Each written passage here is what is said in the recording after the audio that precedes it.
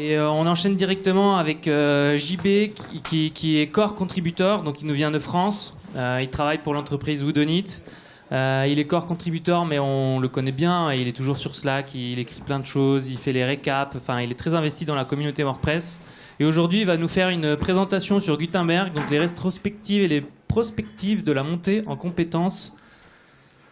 J'ai changé le titre parce qu'il était un peu long. D'une agence et de ses slides. Et donc du coup, voilà, là il est en plus petit, plus sexy, on va dire, le titre. Et c'est au tour de JB. Voilà, on l'applaudit s'il vous plaît. Merci tout le monde. Ravi de revenir à un WordCamp, ça faisait longtemps. Ça fait un peu peur aussi. Alors, on va essayer de rentrer dans le vif du sujet, comme ça je vais oublier un petit peu le stress de parler devant vous. Alors, du coup, moi je m'appelle JB Audras, Jean-Baptiste. Je suis core committer à WordPress.org, ça veut dire que tout simplement j'ai le droit de valider du code dans le cœur du CMS, de notre CMS favori. À côté de ça, je suis un des deux représentants de l'équipe core de WordPress. On est deux avec Marie, qui est américaine. Et je travaille dans l'équipe Security aussi. Donc c'est toute l'équipe qui vous embête avec des mises à jour de sécurité un peu toutes les 3 semaines. Voilà. Donc si vous cherchez un responsable pour ça, c'est moi. À côté de ça, et je vais vous parler un petit peu de ça, alors j'ai vu qu'il y avait eu déjà 2 conférences cet après-midi qui parlaient de retour d'expérience d'agence. Je vais essayer de pas trop focus, parce que c'est pas l'idée en fait de parler mon agence, et c'est pas ce qu'ont fait les autres d'ailleurs, mais je voudrais pas faire ça. L'idée c'est vraiment de vous donner un retour d'expérience uniquement et de me concentrer là-dessus. Mais du coup, pour vous dire le contexte, je suis directeur technique, donc CTO, d'une agence WordPress qui est située en France, voilà, en full remote. Je pense que c'est tout ce que vous avez à savoir sur moi, et du coup, je vais enchaîner directement avec le début. Non, j'ai cliqué sur le mauvais bouton. Donc du coup, avec une petite rétrospective. Pourquoi? Parce que les dernières années ont été assez riches en changements pour WordPress. Juste un mini sondage, alors ça fait un peu genre, ouais, je fais un sondage, etc. Mais j'ai cru comprendre qu'il y avait quand même pas mal de personnes qui étaient pas forcément très anciennes dans le CMS, dans l'utilisation du CMS, notamment grâce au feedback de l'atelier de Cyril. Il y en a déjà qui ont connu, enfin combien parmi vous ont connu l'éditeur pré-Gutenberg et l'utilisent toujours peut-être? Beaucoup de monde finalement. Donc du coup, ce que je vais dire va vous parler pour la plupart. Ceux à qui ça ne parle pas, voilà, vous allez apprendre des choses. Petit retour en arrière. Historiquement, en fait, WordPress était un moteur de blog, ça tout le monde le sait, hein, c'est dans tous les articles qui expliquent l'historique de WordPress, etc., etc. Il y a encore plein de traces en fait de cet historique aujourd'hui, mais WordPress, historiquement, s'est aussi mis très très tôt à suivre les besoins de l'industrie du web, en fait. Hein. Quand je parle d'industrie du web, c'est un terme qui peut paraître péjoratif, mais c'en est pas un. Hein. C'est qu'on essaye d'industrialiser nos process de création de sites, et c'est pour ça qu'on utilise des CMS. Donc, voilà, je ne vais pas vous faire le récap entier de ce qu'il y a sur la slide, mais très très tôt dans l'histoire du CMS, il y a eu la notion de thème qui est apparue avec la template hiérarchie, donc la hiérarchie des fichiers modèles, hein, qui est propre à WordPress et très spécifique, basée sur des fichiers PHP. La création des custom post types, qui était un jalon très très important, puisque ça permettait de pas uniquement avoir que des posts et des pages, mais aussi tout ce qu'on veut finalement, des produits, etc., etc. Ouvrant la voie à des extensions telles que WooCommerce, qui par exemple, pour avoir une boutique en ligne, il faut avoir des produits, on ne vend pas des pages, ni des articles. Les custom taxonomies, les menus, et puis ensuite, un peu plus tard, les auto-updates, ça c'est important. Voilà, une petite anecdote, je regarde le temps à côté, parce que je ne sais pas si je vais pouvoir faire toutes mes anecdotes. WordPress 3.7 a intégré les auto-updates, ça veut dire que, et c'est pour ça qu'aujourd'hui, quand il y a une nouvelle version de sécurité, on a sorti, je dis on, parce que du coup je me suis occupé de cette version spécifiquement 5.9.2 qui contenait des correctifs de sécurité, mais en fait on déploie pas une seule version de WordPress à ce moment-là, on en déploie 22, parce qu'on fait la rétrocompatibilité jusqu'à WordPress 3.7. Donc on est à la version 3.7.41 aujourd'hui. Enfin voilà, et tout ça en fait c'est grâce aux auto-updates, ça permet en fait d'avoir un support à long terme, un long-term support sur le CMS. Bref, du coup le customizer est ensuite arrivé, première grosse étape pour pouvoir personnaliser son site, le front de son site. Ensuite l'API REST, qui était une grosse étape pour convaincre justement tous les acteurs qui ont besoin, et je pense à la conférence de tout à l'heure sur des données situées à l'extérieur d'un site WordPress, pour pouvoir justement interagir avec WordPress, envoyer des données à l'extérieur, les récupérer, publier du contenu depuis un autre applicatif, etc., etc. Et puis d'autres fonctionnalités comme avec 4.9.6 qui a permis d'être compatible, conforme avec la réglementation qui évoluait. Bref, WordPress suit les standards de l'industrie, s'adapte et c'est un logiciel qui bouge beaucoup. Et il ne faut pas oublier bien sûr l'écosystème avec les champs personnalisés, on pense à des extensions telles que ACF, etc., qui du coup vont permettre d'ajouter des fonctionnalités que WordPress lui-même n'est pas en mesure de gérer lui-même parce que ça ne parle pas à tous les utilisateurs et les utilisatrices. Le multilingue aussi, les formulaires, le SEO, les performances, bref, WordPress du coup s'adapte. Donc, jusqu'en 2018, tout allait pour le mieux dans l'écosystème WordPress. Et là, c'est le drame, puisque nous avons... magnifique animation, hein, je l'ai fait tout seul. Donc du coup, Gutenberg est sorti. Et ça a été un électrochoc en fait pour la communauté, parce que du coup on voyait quelque chose venir qui allait introduire beaucoup de changements, qui allait introduire, et j'en parlerai tout à la fin, de l'incertitude. Et l'incertitude, quand on travaille en fait dans un secteur tel que celui de l'industrie web, l'incertitude, on n'aime pas ça. Les clients n'aiment pas ça, et finalement personne n'aime ça. On a pourtant été prévenu vachement en avance. Si vous regardez, ça c'est une capture d'écran d'une vidéo disponible sur WordPress TV, que j'ai passé en GIF animé, histoire qu'elle boucle, en fait, elle est datée de 2015. C'est-à-dire qu'en 2015, Matt Mullenweg, ici, pour ceux qui découvrent un peu l'écosystème, c'est le cofondateur de WordPress, nous avait en fait une belle slide pour dire apprenez JavaScript et apprenez-le profondément, en profondeur. Pourquoi? Parce que le futur de WordPress passerait par JavaScript, y compris. Et ça faisait beaucoup de peur à beaucoup d'agences, puisqu'on est habitué à manipuler du PHP énormément pour WordPress, en fait, tout le templating étant PHP, etc. Et avoir du JS et du JS moderne en plus, avec React, ça faisait peur. Gutenberg n'est pas un projet qui est apparu d'un seul coup. Malheureusement, il est apparu d'un seul coup pour pas mal de personnes, en fait, qui ont tout simplement mis à jour vers WordPress 5.0 et se sont retrouvés avec un truc complètement différent. Mais ça n'a pas du tout été fait d'un seul coup. En fait, ça a commencé en 2016, en 2015 pour les premiers embryons de réflexion, 2016 pour les premiers développements, tests, etc. En 2017-2018, on a eu ce qu'on appelle un feature plugin. C'est en fait une extension qui contient une nouvelle fonctionnalité. C'est quelque chose que WordPress a souvent mis en place, notamment pour gérer les auto-updates. C'était un feature plugin qu'on pouvait installer, ça permettait de tester le truc, et ensuite ça a été intégré au cœur de WordPress. En 2018, donc en décembre 2018, WordPress 5.0 est sorti, de son petit nom de code Bibo. Voilà. En 2019, on a eu une vraie année consacrée uniquement à la consolidation de l'interface, des fonctionnalités, parce qu'il y avait pas mal de choses qui étaient quand même à l'état très embryonnaire. En 2020, l'apparition de compositions, de widgets, une vraie API documentée, ça c'est vachement important et ça a mis beaucoup de temps et je pense que ça a beaucoup participé au fait que la communauté était partiellement réfractaire, on va dire, à ce gros changement, l'absence de documentation donc. Et puis là, on est dans la phase 2, avec, on passe de l'éditeur de bloc à l'éditeur de site. Donc vous avez sûrement entendu parler du full site editing, c'est de ça dont je parle.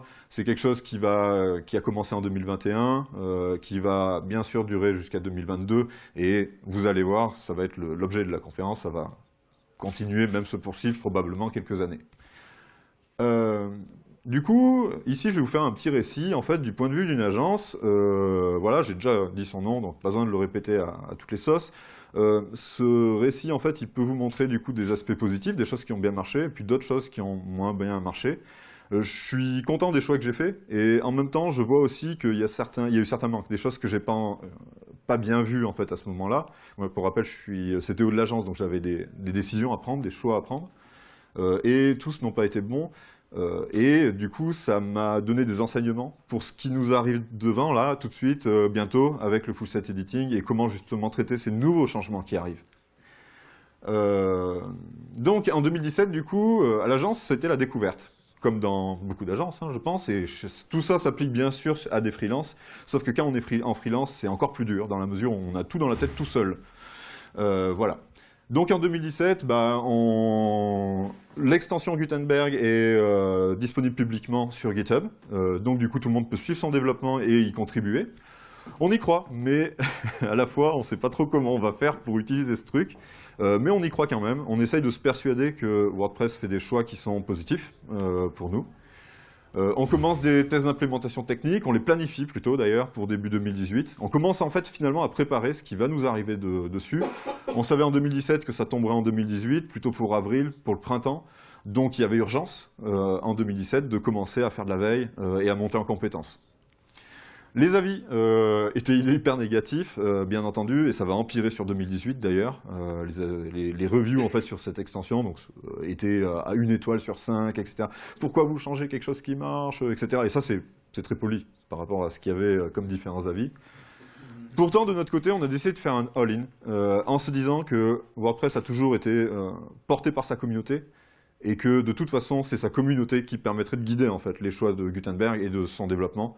Donc, en gros, il faut qu'on fasse confiance et que même on s'implique en fait.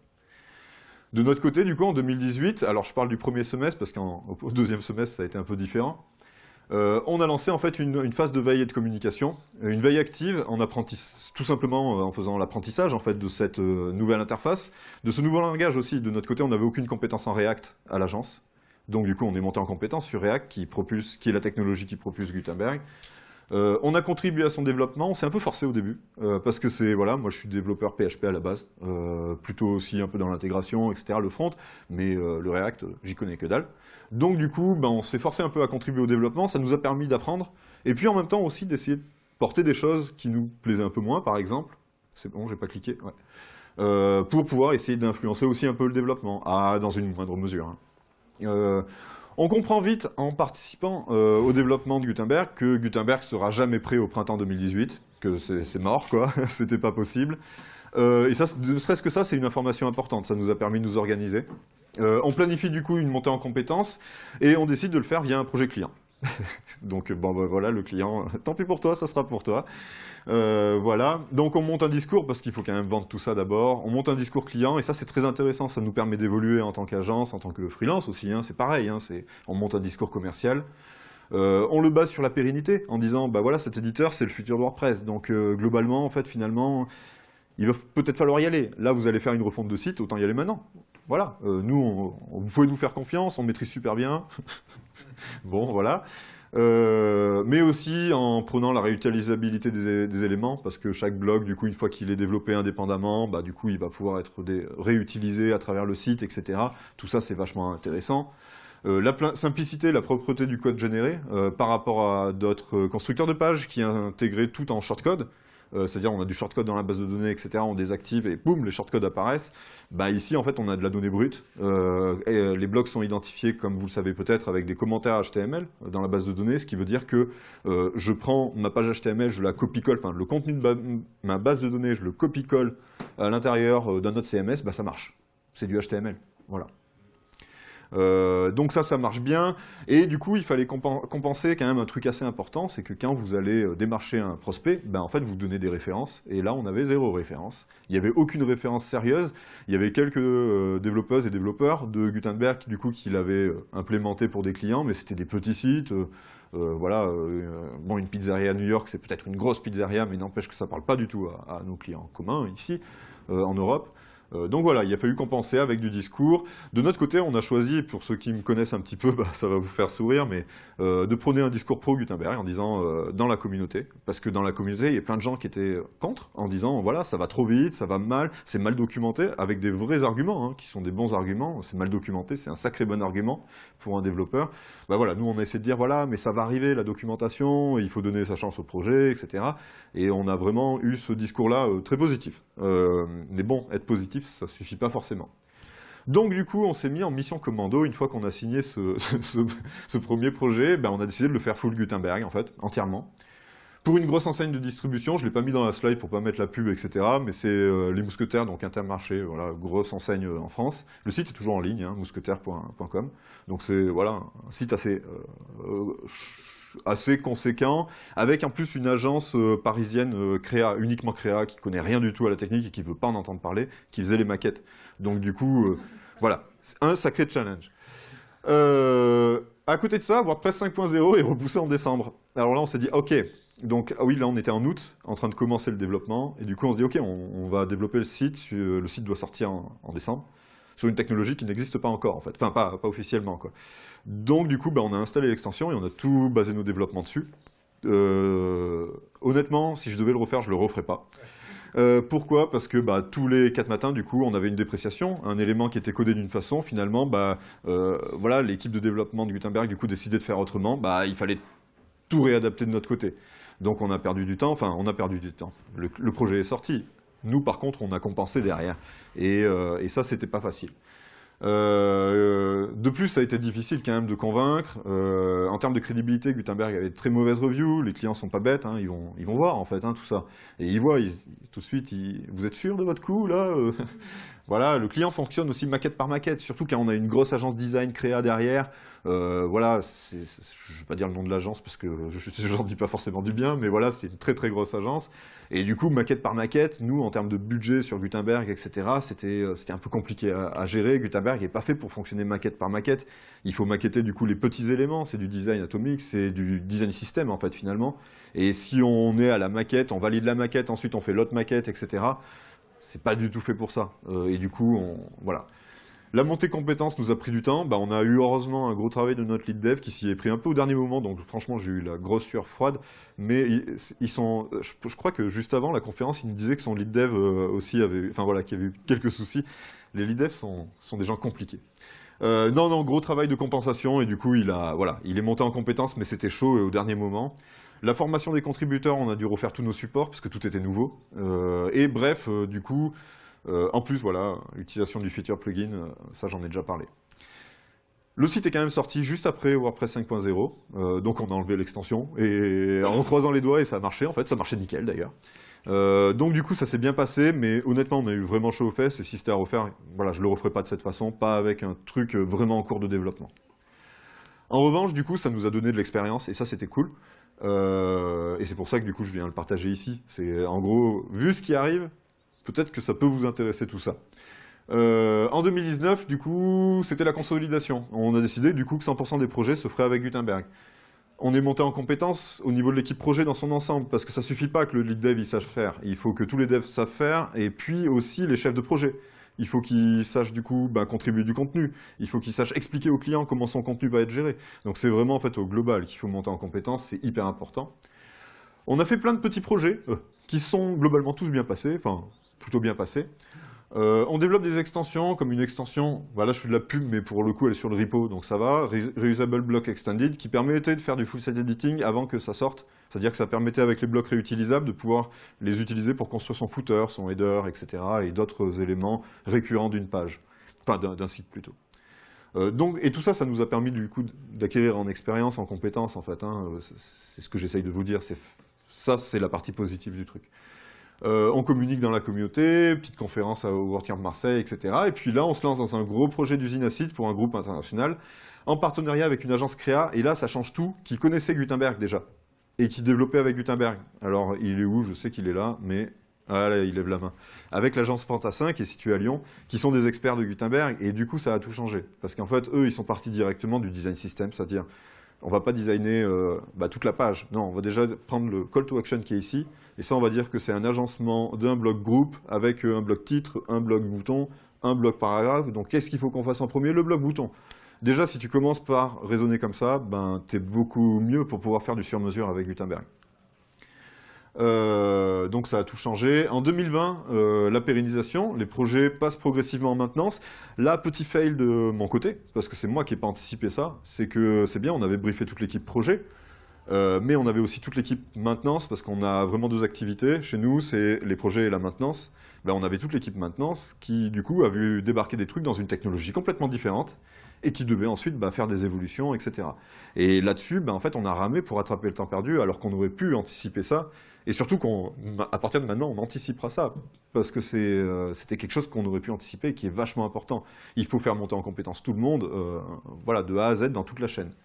Et puis aussi, on voit que c'était difficile de recruter des compétences Gutenberg, parce que c'était très nouveau. Donc, des développeurs React, oui, mais ils n'ont pas le contexte WordPress, et c'est quand même le contexte WordPress qui nous intéresse. Voilà, donc il a fallu, en fait, tout simplement se former les gens sur le tas, etc. Et ça, c'est pas forcément simple. En revanche, on a commencé à être bon sur le discours commercial, sur les supports de formation client. Une fois qu'ils sont faits, c'est bon. L'arrivée des compositions de blocs, donc les block patterns, nous a beaucoup aidé, et sûrement peut-être vous a beaucoup aidé aussi dans votre travail. C'est-à-dire que plutôt que raisonner bloc par bloc et avoir l'angoisse de la page blanche quand on charge, ben on crée des compositions un peu déjà faites. Ça permet du coup de répondre à ce besoin d'avoir quelque chose de pré-mâché quelque part, qu'on puisse ensuite juste qu'on ait que les contenus à changer. Voilà, finalement, les gens sont ravis, mais en fait, on a encore des difficultés avec la phase de créa, parce que c'est bien cool de bosser avec Fantassin, mais on ne peut pas bosser avec eux sur tous les projets. On travaille avec des clients qui ont leurs propres agences, etc. Et on sait que ça, c'est un gros point aujourd'hui de difficulté. C'est que si côté créa, en fait, il raisonne à l'ancienne maquette par maquette, etc., on sait que ça va être difficile. Il va falloir... Donc, on met en place un discours pour essayer de rattraper ça, de compenser, en fait. Et ça, c'est aujourd'hui encore une difficulté qu'on peut avoir. Et dès qu'on travaille avec des créas qui ont l'habitude du design system, donc de raisonner de façon atomique, atomes, molécules, etc., ça se passe tout de suite beaucoup mieux. Non, là, je reviens en arrière. 2021, alors ça, c'est la 4e phase de l'arrivée de Gutenberg, c'est que l'écosystème s'est mis à foisonner d'un seul coup.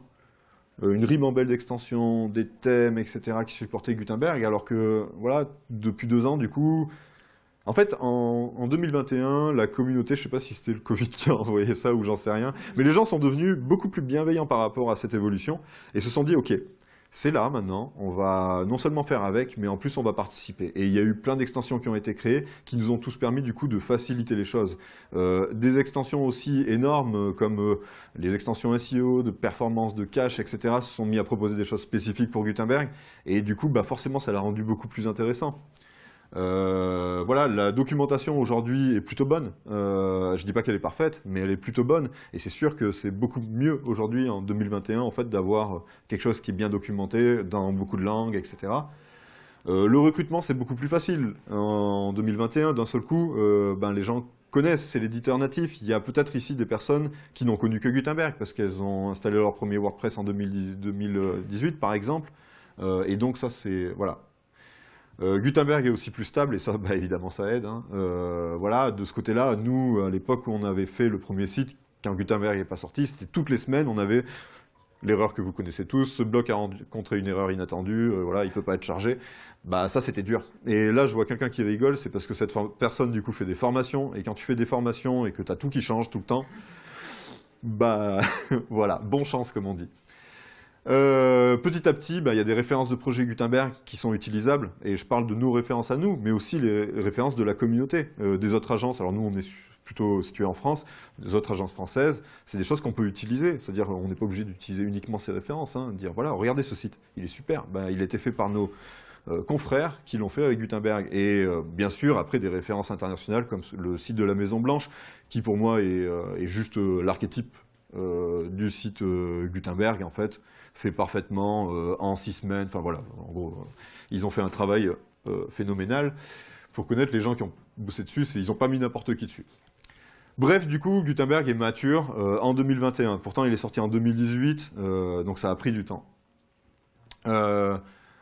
Du coup, bah, le problème, c'est que maintenant, c'est reparti pour un tour. Donc, c'est les montagnes russes hein, avec WordPress. C'est reparti pour un tour puisque on va faire un peu de prospective. Et en 2022, en fait, on commence un nouveau cycle. Donc, on vient de terminer le cycle, voilà, le block editor. Maintenant, on part sur le full site editing.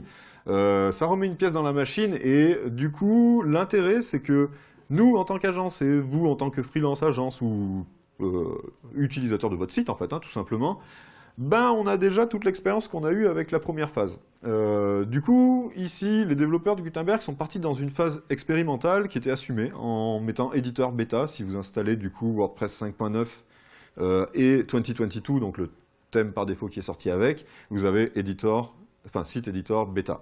Donc c'est assumé. On repart pour un cycle de 3 ans. Ça, c'est ma question. Je pense, hein, oui, effectivement, qu'on repart sur un cycle, en tout cas en 3 phases. Une phase de veille expérimentation pour le mettre en place sur des premiers projets. Une phase de consolidation, pérennisation, où on va avoir de la documentation qui va être créée, où on va avoir des extensions qui vont permettre d'étendre finalement le full site editing, etc. Nous, de notre côté, on va monter en compétences, et puis vous aussi, je suppose. Et puis jusqu'à obtenir l'intégration complète au sein de l'écosystème de cette nouvelle fonctionnalité. Donc voilà, ce cycle en fait en 3 parties, en 3 phases, finalement, je pense que on repart là-dessus. En revanche, a priori, ça pourrait être beaucoup plus rapide dans la mesure où il y a déjà l'expérience du premier cycle, en fait, hein, quelque part. En tout cas, c'est mon hypothèse qui est positive, voilà, de ce côté-là. Du coup, je voulais partager en fait mes objectifs 2022, et puis peut-être que ça peut être les vôtres aussi, j'en sais rien. En tout cas, peut-être qu'ils vous parleront.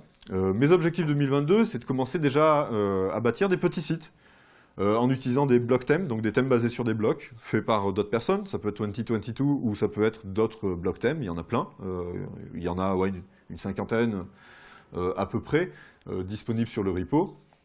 Et le full site editing, pour découvrir les premières expérimentations de la communauté. Ça va nous permettre, du coup, en étudiant le code, finalement, de savoir comment ça marche. On est un peu dans cette phase, déjà. Monter le discours client commercial, parce que, en fait, finalement, ça, c'est quelque chose qu'il faut faire en amont. Ça a bien marché, du coup, sur la phase 1 donc, de l'éditeur de blocs. C'est quelque chose qu'il faut qu'on refasse, on sait. Faire monter en compétence les équipes, et toutes les équipes. Ça, c'est vraiment le... et puis, je le dis comme ça sera enregistré. Ils me diront, tu vois c'est qu'il fallait faire monter en compétence tout le monde, en fait. Pas uniquement les gens qui travaillent sur les projets qui doivent sortir, mais vraiment tout le monde. Parce qu'ensuite, au bout d'un moment, tout le monde sera face, finalement, à ces nouvelles technologies, nouvelles fonctionnalités. Essayer, du coup, d'expérimenter le FSE sur des sites intermédiaires. Là-dessus, la bonne idée, c'est de pas faire du full site editing pour l'ensemble de la page, des maquettes, l'ensemble de notre site, mais peut-être gérer certaines zones qui s'y prêtent bien. Par exemple, rendre éditable le footer. Grâce aux options du FSE, du full site editing. Pourquoi? Parce qu'un footer, un pied de page de site, c'est toujours une répétition du logo, une liste de liens, et puis voilà, mention légale, etc., etc. Et puis quelques autres mentions. Ou rendre éditable, par exemple, une colonne latérale, ce genre de choses. Et effectivement, du coup, ça peut être une façon de mettre un pas, en fait, dans les technologies du full site editing, sans forcément, en fait, devoir lancer le projet en all-in, un petit peu ce qu'on avait fait avec la référence dont je vous avais parlé tout à l'heure. Et puis lancer un gros projet basé sur le full site editing, ça c'est quelque chose que j'aimerais bien faire d'ici la fin de l'année, ça dépendra aussi des clients qu'on signe, mais c'est de le lancer sur une usine à sites. Les usines à sites sont des projets en fait, où tout simplement, généralement basés sur des multi-sites WordPress, mais pas toujours, où l'idée en fait, ça va être de bâtir un site master, un site principal, qui va permettre de décliner en fait. Typiquement, ça peut être un grand groupe qui va avoir des filiales dans différents pays. Et on va décliner, il y a un logo qui va changer, etc., ce genre de choses. Il y a des couleurs qui vont changer, mais globalement, on veut investir dans les développements et dans le graphisme une seule fois. Voilà. Et là, pour moi, en fait, le full site editing a toute sa place, parce que du coup, grâce aux global styles, donc les styles globaux qui s'appliquent du coup à l'ensemble du site, on va pouvoir définir une charte graphique, la faire varier d'un site à l'autre au sein de l'usine à site, sans forcément changer en fait tout ce qu'on a développé au niveau des blocs sur mesure, etc., etc. Donc pour moi, c'est un bon lieu d'expérimentation. Voilà. Je voudrais juste vous faire une... Je vais être dans les temps, je pense que c'est la première conférence de ma vie où je suis dans les temps. C'est un truc de fou. Merci pour le timer d'ailleurs, ça c'est hyper utile. Donc une petite synthèse personnelle sous la forme d'une matrice que j'ai étudiée il y a 20 ans, qui vous rappelleront quelque chose si vous avez fait des études ou des cours de marketing, vieux jeu je veux dire, etc. C'est une petite matrice SWOT, tout simplement. Donc c'est un diagramme, faiblesse, force, risque, menace, etc. Qui je trouve qui se prêtait bien. Du coup, dans le négatif, en fait, en interne, on a vu des faiblesses, le manque de temps, d'envie, d'investissement, de compétences. Quand on a quelque chose de nouveau, on va avoir tendance à se replier sur soi-même. Nous, c'est ce qu'on a fait, on a eu cette tentation tout le long, et en fait, dans l'écosystème, c'est quelque chose qu'on a vu, il a fallu 2-3 ans pour que les gens, du coup, se décident à s'ouvrir, en fait, finalement, à ces nouvelles fonctionnalités. La première réaction qui est normale, en fait, c'est de se replier sur soi et de se dire, écoute, on a un truc qui fonctionne, pourquoi est-ce qu'on investirait du temps, de l'argent, etc., pour aller voir autre chose, en fait, dont on ne sait même pas si ça va fonctionner. Alors ça, c'est ce qu'on se dit, on ne sait même pas que ça va fonctionner, on se dit quand même que ça va fonctionner, mais c'est une excuse, quoi, un prétexte. Donc, une vraie faiblesse, le repli sur soi. En menace, du coup, c'est évidemment qu'on va devoir tout repenser. On ne sait pas ce qui arrive, on ne sait pas exactement. On voit qu'il y a des dépréciations, il y a des développeurs qui nous disent « Ouais, ça, j'avais ça qui marchait avant, ça marche plus avec Gutenberg, etc. » Ça fait un peu peur, quoi, en fait, finalement. On ne sait pas comment on va le vendre, on dépend de l'évolution du CMS, c'est-à-dire qu'en gros, c'est des développeurs qu'on ne connaît pas, sans doute tous des Américains qui développent ça, mais on n'en sait rien, etc. C'est une incertitude. Et comme je l'avais dit en introduction, en fait, quand on est un professionnel de quelque secteur que ce soit, on n'aime pas l'incertitude. Un agriculteur, la météo, c'est de l'incertitude, et c'est finalement le cœur de sa problématique, finalement. Donc c'est la même chose pour nous. En revanche, il y a des forces. Déjà, on a survécu à Gutenberg phase 1. Et ça, c'est déjà pas mal, parce que finalement, on y a appris plein de choses. Et quand je dis on, c'est pas que nous, agence, c'est tout le monde, en fait, toute la communauté y a appris plein de trucs intéressants. Donc une vraie capacité d'adaptation de la communauté, et je pense que ça, c'est énorme. Il y a plein de gens qui ont mis des très mauvaises reviews sur Gutenberg, qui ont dit que ça marchera jamais, etc., qui sont clairement revenus dessus, et qui ont dit, mais en fait, c'était pas bien quand c'est sorti, ça a mal été amené, ça a mal été communiqué. Je suis assez en phase avec certains de ces aspects. Mais par contre, du coup, bah voilà, aujourd'hui, c'est stable et c'est intéressant. Donc, une vraie capacité d'adaptation de la communauté, et ça, c'est une super force. Et puis, une opportunité, c'est qu'en fait, on a accès à toutes ces connaissances-là. Le développement de Gutenberg, de tous ces projets de WordPress, c'est quelque chose qui est ouvert, qui est complètement ouvert. Vous avez accès à tout ça et vous pouvez, du coup, tout simplement le consulter. Je parlais ce matin, du coup, quand on parlait de contribution, du site make.wordpress.org/core. C'est un blog, en fait, c'est le blog de l'équipe de développement de WordPress. Vous pouvez vous enregistrer. Il y a quelqu'un qui me disait qu'il avait des alertes sur son Slack ou sur un flux RSS qui permettait de lui remonter les éléments. Une fois par semaine, il allait consulter. C'est une très bonne façon, du coup, de se tenir au courant de ce qui arrive. Et de ce côté-là, c'est une super opportunité, parce que finalement, par rapport à une incertitude où on ne sait pas trop ce qui va venir, on peut le transformer en opportunité en disant, voilà, je sais ce qui arrive, je peux me préparer un peu en amont, je peux préparer mes clients, avoir un discours aussi, en disant, voilà, WordPress va évoluer, regardez, c'est ça qui arrive dans le futur, etc. C'est un discours qui parle beaucoup et qui même peut faire vendre. On est à 0. En fait, j'aurais vraiment dépassé. On a la connaissance du premier cycle, il y a la contribution, il y a les WordCamps surtout, qui nous permettent d'apprendre plein de choses. Voilà, moi j'ai appris plein de choses, et notamment sur certaines conférences qui ont précédé celle-ci. Bref, du coup, il y a une vraie opportunité, c'est l'anticipation. C'est qu'en fait, on peut anticiper, on peut répondre à l'incertitude, et c'est avec ça que je finirai. Au mieux, vous pouvez être acteur de WordPress, parce que son développement est ouvert à tout le monde peut y contribuer. Au pire, et ça c'est entre gros guillemets, du coup, anticiper. Grâce à l'ouverture en fait, de ces développements, tout est consultable, tout est visualisable, on peut tester les choses avant qu'elles sortent grâce à l'extension Gutenberg, etc. Donc voilà, on peut anticiper. Et je vous remercie. Super, merci. Super, merci beaucoup JB. Je suis sûr qu'on va avoir des questions, ça commence déjà à lever les mains par ici. Juste une question, on va avoir des surprises avec la 5.9, c'est ça?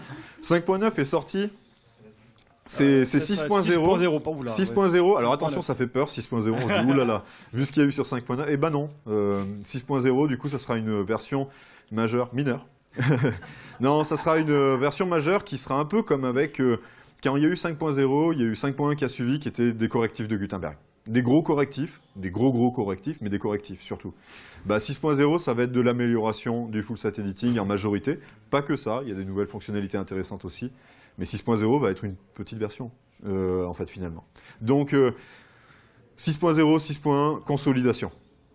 Les grosses nouvelles fonctionnalités, c'est pour après, notamment du coup l'année prochaine, donc ça sera 2023 plutôt, avec les outils collaboratifs, qui est un projet du coup qui nous parlera pas trop, nous agence, qui vous parlera peut-être pas trop, freelance, agence, etc., mais qui parlera beaucoup aux gens qui veulent utiliser Gutenberg dans d'autres contextes que celui de WordPress, notamment par exemple pour dans des applicatifs permettant d'éditer du contenu, comme par exemple un Google Doc-like. Pourquoi? Parce que l'éditeur de blocs il fonctionne très bien, pourquoi il ne fonctionnerait pas pour faire autre chose en fait? Éditer des documents collaborativement, etc.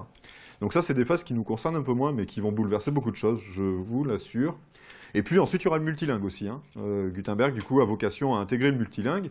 Alors là, on se dit, oulala, mais oh, les pauvres polylangues, les pauvres EPML, etc. Non, vous inquiétez pas, ça sera une implémentation différente, en fait. Comme Gutenberg, du coup, n'a pas détruit les page builders. Ils ont toujours leur marché. Elementor n'a jamais aussi bien fonctionné, finalement, parce qu'ils proposent autre chose. Ils proposent, par exemple, des outils de design à l'intérieur. Et voilà, ça, c'est des choses qui continueront à exister. Et j'ai répondu, j'ai fait une deuxième conférence avec ta question. Voilà. Voilà, c'était deux réponses dans une. Une dernière question, parce qu'après on va manquer de temps. Hop, j'arrive. Ouais, c'est question tech. Tu as parlé d'implémenter le FSE sur certaines parties. Et, donc, du coup, c'est possible de faire les deux en même temps? Ouais, on peut faire des thèmes hybrides. Ah ouais, c'est vrai, tout à fait. Tu peux faire des thèmes qui fonctionnent avec la hiérarchie des templates classiques, avec des fichiers PHP, voilà, ton index qui prend la main, enfin, bon, tu connais la hiérarchie des templates, hein. Je vais pas t'embêter avec ça. Et tu peux rajouter du coup des templates HTML, donc destinés à Gutenberg pour certaines zones. Par exemple, tu vas avoir ton footer.html au lieu du footer.php et qui va permettre de définir le template, en fait, hein, finalement, full site editing, dont tu vas pouvoir éditer les styles via les global styles. Donc ouais, tout à fait. Petite dernière. Super, Non, merci c'est bon, beaucoup il y en a pas JB, désolé. Pas de souci. Plus de réponses, plus de questions.